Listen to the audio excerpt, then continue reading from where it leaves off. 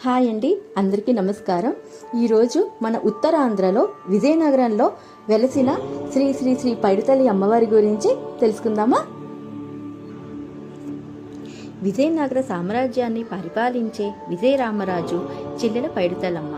తల్లిదండ్రులు లేని పైడితల్లిని అన్నగారి పెంచి పెద్ద చేశారు. చిన్నప్పటి నుండి ఆమెకు దైవభక్తి ఎక్కువ. కనకదుర్గని పూజించేది. విజయరామరాజు ఎప్పుడు ఎక్కడికి యుద్ధానికి వెళ్ళినా పైడితల్లి నుదుటిన బొట్టు పెట్టి పంపేది. విజయరామరాజు విజయంతో తిరిగి వచ్చేవాడు.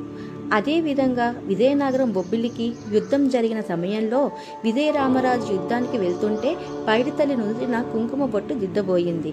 కానీ ఆమె మనసు ఎందుకో కీడు సంకించినట్టు అనిపించి అన్నగారిని యుద్ధానికి వెళ్ళొద్దని వారించింది. కానీ అందుకు రామరాజు నిరాకరించారు. చివరికి చేసేది లేక అన్నగారి నుదుటిన బొట్టు పెట్టి పంపింది పైడితల్లి. ఆ యుద్ధంలో రామరాజు మరణ వార్త విని పైడితల్లి పెద్ద చెరువులోకి దూకి ఆత్మాహుతి అయ్యి ఒక శిలలాగా మారిపోయింది. విజయనగరంలోని ఉన్న పతివాడ అప్పలనాయుడు గారికి కలలో కనిపించి, నేను నా అన్నని కాపాడుకోలేకపోయాను, అందుకే ఆత్మాహుతి అయ్యాను. నేను శిలగా ఇక్కడ పెద్ద చెరువులో ఉన్నాను. నాకు గుడి కట్టి ప్రతిష్ఠించి పూజలు జరిపించమని చెప్పింది.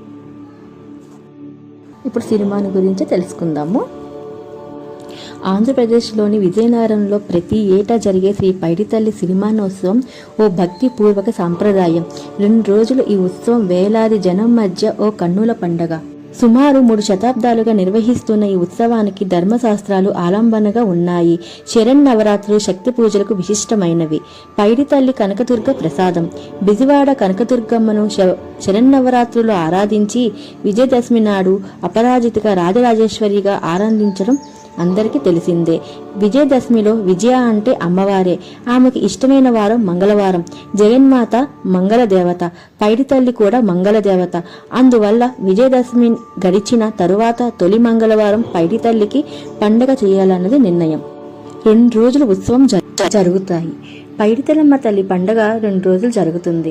ముందు రోజు తొలేలు. ప్రజలంతా మొక్కులు తీర్చుకుంటారు. చుట్టాలు పక్కాలతో బాజా భజంత్రిలతో ఘటాలను శిరస్సులపై ఉంచుకొని గుంపులుగా ప్రతి వీధి వాడల నుంచి పైడితల్లిని దర్శించి మొక్కులు చెల్లించుకుంటారు. రోజంతా పండగ వాతావరణమే. మరునాడు సిరిమాను ఉత్సవం. చింత చెట్టు మానుతో రూపొందిస్తారు. చింత చెట్టు చింతలు తీర్చే చెట్టు. ప్రధాన పూజారికి తల్లి కలలో కనిపించి చింత చెట్టు ఉనికిని తెలియచేస్తుంది. అలా ఆ చెట్టుకు పూజలు చేసి పండగ నాటికి తెచ్చి సిద్ధం చేస్తారు. పైడితల్లికి ప్రతీకగా ప్రధాని పూజారి ఆ సిరిమాలను అధిష్ఠించి సూర్యాస్తమ సమయంలో ఆలయం నుంచి అమ్మవారి పుట్టిల్లైన రాజప్రసాదానికి ముమ్మారు వెళ్తారు. రోడ్డుకి ఇరువైపులు పైడితల్లి రూపంలో వస్తున్న సిరిమాలను తిలకించడానికి వచ్చిన లక్షలాది జనాన్ని అనుగ్రహిస్తూ ఆ కోలాహలం ముందుకు సాగుతుంది. రాజప్రసాద ప్రాంగణంలో పుట్టింటి ఆడపడుచుగా సంప్రదాయ సిద్ధంగా సత్కరించడం జరుగుతుంది. ఆ తల్లి చూపులు వెలకట్టలేనివి. పైడితల్లిని నిరంతరం తలుస్తూ కొలుస్తూ ఉండడం ఉత్తరాంధ్ర ప్రాంతాల్లో కొన్ని వందల ఏళ్లుగా ఉన్న విశ్వాసం. ఆ సినిమాన్ని చూసేందుకు లక్షలాది జనాలు తరలి వస్తారు. ఇది ఒక అద్భుతమైన దృశ్యం. శ్రీ పైడితల్లమ్మవారి గురించి తెలుసుకున్నారు కదా. నెక్స్ట్ వీడియోలోని ఇంకో గ్రామదేవత గురించి చెప్తాను. Thank you for watching. Please support me.